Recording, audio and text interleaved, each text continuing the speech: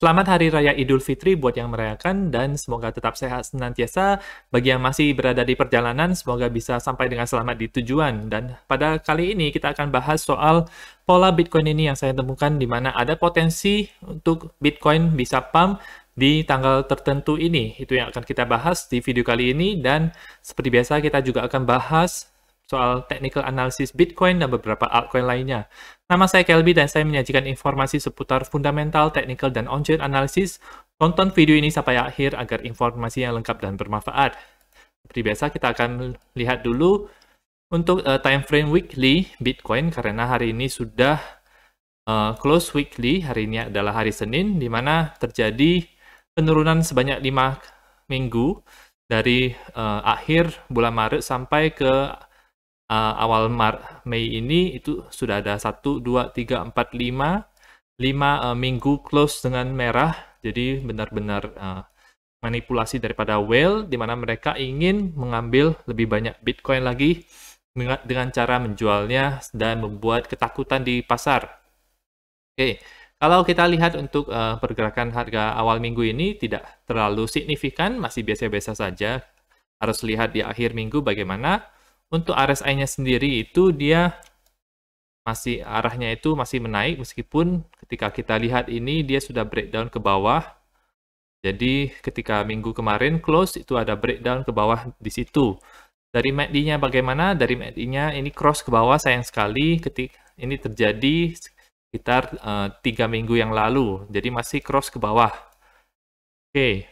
Dan dari money flow-nya itu juga ini berbalik arah dari hijau ke merah dan itu bearish sebenarnya. Namun dari momentum wave-nya ini itu kalau misalnya minggu ini dan minggu depan kita bisa close dengan hijau, kemungkinan besar akan ada green dot di sini, di mana itu akan membuat semacam higher low di sini dan itu baik untuk harga Bitcoin. Oke, kita akan cek time frame daily-nya bagaimana. Kemarin hari Minggu, setelah hari Sabtu itu dump, hari Minggunya itu dia membaik dan sampai hampir menyamai bagian atas daripada candle hari Sabtu. Hari ini di sini-sini saja, masih di daerah 38.400-an, sempat naik ke 38.800-an. Dan hal menarik yang saya temukan adalah dia masih berada di pola broadening wedge ini dan ada bullish divergence di RSI-nya. Jadi teman-teman bisa lihat di daerah sini ketika harganya itu turun, RSI-nya itu meningkat, ini sangat bagus untuk time frame daily Bitcoin. Bisa menjadi hal yang pemicu bull run untuk Bitcoin selanjutnya ya. Namun dari MACD-nya belum cross, tapi akan terjadi sebentar lagi. Dan kalau misalnya at least Bitcoin bisa close seperti ini hari ini, maka akan ada green dot, itu akan bullish untuk Bitcoin. Oke, kalau kita lihat dari sisi lainnya, ada di sini, dia close di atas daripada garis support ini 38.000. Tuh. Untuk time frame yang lebih kecil, yaitu time frame 4 jam, dia sekarang masih berada di pola broadening wedge-nya itu, pas sekali di sini. Jadi pas di 37.600-an di situ dia membentuk semacam ada higher low. Semoga di candle-candle berikutnya itu dia tidak tembus ke bawah daripada ini lagi. Di sini juga ada level yang sama yaitu 37.700-an di daerah sini. Semoga bisa membuat higher low fix, confirm, dan bisa habis itu bisa naik ke atas karena sudah ada higher low ini. Itu yang menjadi pertanda awal bullish untuk Bitcoin. Dari RSI-nya masih biasa-biasa saja, kalau harganya turun, RSI-nya juga turun. Dan MACD-nya itu sudah cross ke atas, jadi ini kabar baik untuk Bitcoin. Dari money flow-nya itu merahnya mengecil, jadi perlahan-lahan akan menuju ke daerah hijau. Dan masih ada green dot di sini, belum ada red dot, jadi kemungkinan pump akan terjadi ke depannya.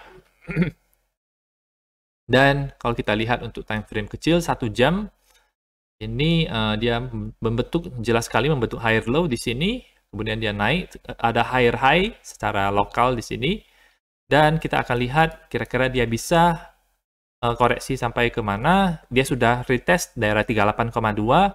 Apakah bisa ke ini? Bisa. Turun lagi di daerah Fibonacci 50 dan 61,8 di daerah sini, di 38.130-an.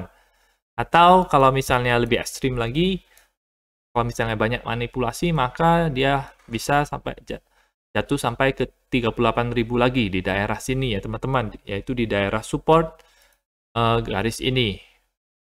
Oke, itu untuk Bitcoin. Jadi sudah kelihatan bullishnya sedikit, tetapi kita masih tetap harus berwaspada karena syarat dimanipulasi oleh whale ya sekarang, apalagi di masa-masa periode akumulasi seperti ini. Yang pastinya sekarang menurut saya bear market sudah berakhir, bull market yang sebelumnya sudah berakhir, sekarang berada di masa akumulasi, yaitu masa di mana harga akan cenderung untuk sideways. Kalau kita lihat crypto fear and greed index-nya sekarang berada di kondisi fear, kemarin itu extreme fear. Jadi kemarin itu adalah waktu yang cocok untuk kita DCA Bitcoin, ya. Dan selama beberapa bulan terakhir ini dia masih begini-begini saja, masih di daerah 20-an sampai 50-an, tidak bisa tembus ke atas daripada 50-an. Nah, teman-teman kalau misalnya mau mempelajari Crypto Fear and Greed Index over time, teman-teman bisa klik, ada link di atas, itu nanti bisa ada video yang menjelaskan tentang ini, di mana saya menjelaskan lebih dalam lagi mengenai ini, bagaimana cara menggunakan ini untuk investasi. Selanjutnya kita akan lihat Bitcoin dominance untuk mengetahui apakah Bitcoin atau altcoin yang mendominasi. Nah, kita lihat di sini kemarin itu dia rejected di daerah 61,8-nya. Sini, habis itu dia turun sampai ke 38,2-nya. Kemungkinan bisa melanjutkan kenaikannya ke atas. Sekarang membaik sedikit. Oke. Kemudian mungkin saja dia akan retest di daerah 21-day EMA ini karena dari sebelum-sebelumnya dia sering berinteraksi dengan daerah tersebut ya teman-teman. Oke. Kalau kita lihat, kita cek lainnya. Oke.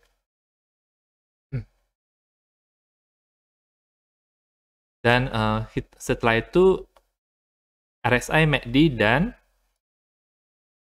ininya money flow-nya itu akan segera menghijau. RSI MACD-nya itu masih bullish untuk Bitcoin dominance. Kalau kita lihat untuk time frame 4 jamnya, sudah breakout daripada sideways channel ini, dan ada potensi MACD akan cross ke bawah, tapi kita akan lihat selanjutnya, karena kadang-kadang bisa bounce dari situ.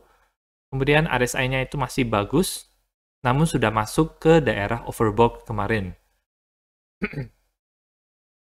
Dari sininya dia kemungkinan retest di daerah barusan retest di daerah Fibonacci 50. Oke. Jadi secara overall untuk Bitcoin dominance masih bullish ya teman-teman. Jadi lebih baik memegang Bitcoin di saat-saat seperti ini daripada altcoin. Atau ketika Bitcoin dominance cukup tinggi, teman-teman bisa mulai masuk ke altcoin ya teman-teman. Atau dari sekarang bisa cicil altcoin karena dari segi harga itu relatif berada di bawah. Selanjutnya kita akan lihat Ethereum USD. Dia sekarang berada di luar pola rising channel ini atau bear flag. Bisa saja itu adalah bear flag. Ini di mana dia sedang berusaha untuk naik lagi ke atas masuk ke dalam pola ini. Oke, RSI-nya itu biasa-biasa saja dan MACD akan mendekat untuk cross ke atas kalau pergerakan Ethereum itu bagus, dan kalau misalnya bisa bertahan seperti ini, itu akan ada green dot untuk Ethereum USD. Jadi ini masih mix bull dan bear-nya itu tidak terlalu bullish sebenarnya. Harus melihat dulu apakah akan ada higher low atau tidak. Belum ada higher low sama sekali, tetapi ini adalah falling wedge. Kalau kita lihat ya teman-teman. Kalau kita gabungkan, kita buat di sini polanya, itu adalah falling wedge.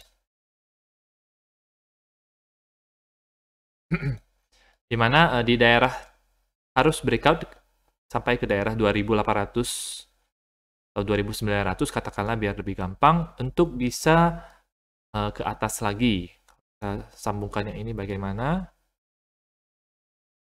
Ya, kira-kira di daerah situ, di daerah 2.900-an agar bisa benar-benar breakout ke atas dari pola falling wedge-nya. Kalau dari segi pola, dia sebenarnya pola yang bullish ya teman-teman. Namun tetap harus diperhatikan dia breakout-nya ke atas atau ke bawah. Ethereum Bitcoin bagaimana? Ethereum Bitcoin dari kemarin dan hari ini tuh dia membaik. Kita bisa lihat ini candle yang cukup tebal dibandingkan dengan candle yang sebelumnya. Jadi bullish untuk Ethereum Bitcoin. Dan harus menembus daerah 0,074 agar bisa breakout dari sini dan bisa ke daerah yang lebih tinggi lagi daripada sebelumnya. RSI-nya sekarang sedang meretest daerah 50, semoga bisa naik ke atas. MACD-nya itu masih jauh dan ada green dot di sini dengan money flow yang meningkat juga. VWAP-nya juga sudah naik ke atas, jadi itu hal yang bagus untuk Ethereum Bitcoin. Namun Ethereum Bitcoin ini cukup volatile di daerah-daerah ini. Jadi pergerakan harga yang signifikan misalnya tiba-tiba merah itu bisa saja terjadi untuk Ethereum Bitcoin. Jadi ini masih belum bullish amat, belum confirm karena dia belum keluar dari pola falling wedge-nya tersebut. Kalau kita mau gambarkan polanya itu kira-kira seperti ini. Nah, seperti ini. Apakah bisa sideways sampai segini? Bisa-bisa saja. Oke, itu. Poin selanjutnya yang kita bahas adalah Cardano, di mana dia kemarin sempat naik ke 1,2 dolar dan sekarang malah turun ya ke daerah 0,75 dolar. Menurut saya ini adalah tempat yang cocok untuk teman-teman DCA Cardano. Kalau misalnya teman-teman mau memegang Cardano, dari RSI-nya dan MACD-nya masih bearish sebenarnya, tidak ada bullish divergence, tapi dari market cipher ada green dot kalau misalnya bisa naik hari ini. Oke, VWAP sudah ke atas dan money flow namun masih merah. Kalau ini bagaimana? Kalau Cardano Bitcoin dia pas berada di daerah 2040 Satoshi. Masih berada di daerah ini. Kita berharap kalau dia bisa naik ke atas dan membentuk pola double U pattern atau double bottom di sini dengan target sekitar 3000 Satoshi. Selanjutnya adalah koin Doge. Ini dia bounce dari 78,6-nya lagi, yaitu di harga 0,1239 dolar atau 0,124 dolar di daerah sini. Rejected di 61,8-nya, harus bisa nembus ke atas agar tidak perlu untuk retest di daerah yang lebih bawah lagi. Kalau misalnya dia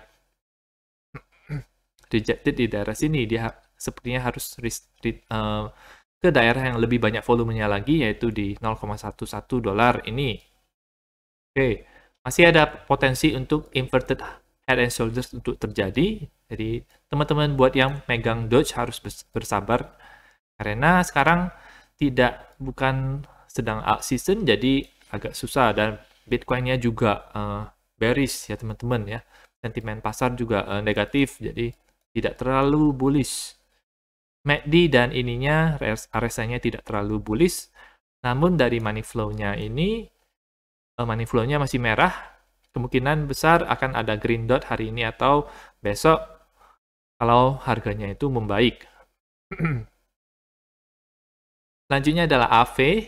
AV dia naik, kemudian dia dump sampai ke daerah 78,6-nya di harga 145 dolar. RSI, MACD, dan Doge itu hampir, AV maksud saya, itu hampir sama dengan Dogecoin. Jadi situasinya hampir sama ya teman-teman. Oke. Dan ini yang akan kita bahas, yaitu menu utama hari ini, yaitu tanggal di mana Bitcoin berpotensi untuk pump. Ya, gimana itu kalau misalnya kita lihat FOMC meeting 2022. Di sini terdapat tanggal terjadinya FOMC meeting, yaitu yang dibuat oleh Federal Reserve ya, di mana ini adalah beritanya biasanya adalah berita tentang kenaikan suku bunga, ya. Dan kalau kita perhatikan di berita rumor-rumor yang sudah ada, itu sebenarnya kita sudah tahu kalau The Fed itu akan menaikkan suku bunganya, dan bahkan berapa basis poinnya juga kita ketahui. Dimana kalau ketika Maret itu, sebelum ini terjadi itu, kita sudah tahu bahwa kemungkinan besar akan naik sebesar 25 basis point. Dan Mei 3 sampai 4 Mei ini, sekarang hari tanggal 2 Mei, kemungkinan besar juga akan jadi tanggal segini itu kita sudah tahu berapa kenaikan suku bunga, yaitu 50 basis point, 2 kali lipat daripada di bulan Maret. Sudah ada rumornya, jadi ini semacam sell the rumor, buy the news. Jadi ketika rumor-rumor tersebut sudah muncul, orang-orang investor mulai menjualnya. Dan kelihatan dari sini di akhir Maret atau awal April itu harga itu terus menurun sampai ke awal Mei. Jadi selama sebulan, yaitu bulan April ini, itu terus menurun seperti itu. Karena orang-orang sudah mengetahui kalau The Fed akan menaikkan suku bunganya, sehingga itu menimbulkan yang namanya sell the rumor and then buy the news. Jadi kebalikan dengan buy the rumor and then sell the news, ya, kebalikan. Kalau ini untuk berita buruknya, kalau buy the rumor, sell the news itu untuk berita baiknya. Misalnya ada upgrade mainnet atau tiba-tiba ada hard fork atau apapun itu. Dan ketika kalau kita proyeksikan, kita taruh tanggal di mana Federal Reserve itu melakukan meeting tersebut, itu adalah di daerah garis putus-putus warna biru ini, di mana dari 2 siklus sebelumnya ketika terjadi FOMC meeting ini, harga Bitcoin itu naik. Jadi ketika di tanggal 26 Januari, yaitu yang pertama kali di tahun 2022 itu, harga kemudian naik 23% dari tanggal tersebut. Kemudian dia berangsur-angsur turun dari situ, sideways, namun tetap turun dari situ. Kemudian di tanggal 16 Maret, terjadi kenaikan sampai 21% juga ketika FOMC meeting ini dilakukan di tanggal ini. Dan ini yang kita expect juga, yaitu di mana FOMC meeting akan berlangsung di tanggal 4 Mei. Menurut saya biasanya yang tanggal keduanya, kalau ada tanggal pertama dan tanggal kedua, biasanya dilakukan di tanggal keduanya, yaitu di hari Rabu. Jadi 2 hari lagi, itu biasanya malam berlangsungnya, kita akan expect bahwa dia akan naik dari situ dan kemudian akan naik ke daerah yang lebih tinggi lagi. Mengikuti pola ini, rising channel ini, ketika saya tarik garis resistance di daerah ini dan menyambungkannya, maka target harganya itu bisa ke kita lihat dulu ininya. Apakah ada garis?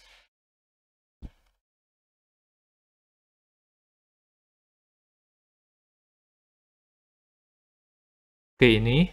Jadi kemungkinan dia bisa naik sampai ke daerah 51.500 atau 52.000, di mana 52.000 ini merupakan daerah yang krusial, sangat merupakan daerah yang volumenya cukup banyak, ya teman-teman. Jadi bisa akan ada rejection di daerah situ. Jadi makanya kenapa di video sebelumnya saya cukup yakin bisa ke 52.000 itu karena hal ini. Kenaikannya kira-kira berapa dari situ? Kenaikannya kira-kira sebesar 33% dari situ, dari hari ini. Ya, jadi berbeda dengan tahun 2017, di mana ketika sudah terjadi FOMC meeting itu, harga itu akan cenderung untuk turun dari situ. Tetapi sekarang malah justru akan naik dulu, habis itu akan turun. Apakah masih ada potensi untuk turun? Masih ada ya teman-teman. Jadi bukan berarti dari CD itu dia langsung naik terus dan tidak akan turun lagi, atau akan langsung meraih all time high-nya. Itu masih agak susah kalau kita lihat dari marketnya juga sentimennya tidak terlalu positif. Jadi wajar-wajar saja kalau misalnya targetnya tidak terlalu tinggi sampai di daerah 51.500 sampai 52 ribuan di daerah sana. Habis itu kemungkinan bisa ada koreksi. Mungkin itu untuk video nanti ya teman-teman. Oke. Dan selanjutnya ada FOMC meeting juga di tanggal 15 Juni. Jadi sekitar 1,5 bulan dari sekarang ya. Jadi ini adalah tanggal di mana Bitcoin berpotensi pump, yaitu tanggal 4 Mei, di mana FOMC meeting ini dilakukan. Dan ini kalau kita samakan dengan sebelumnya, maka Bitcoin itu bisa pump ya teman-teman. Ya, menurut teman-teman bagaimana? Apakah akan pump ketika FOMC meeting ini dilakukan?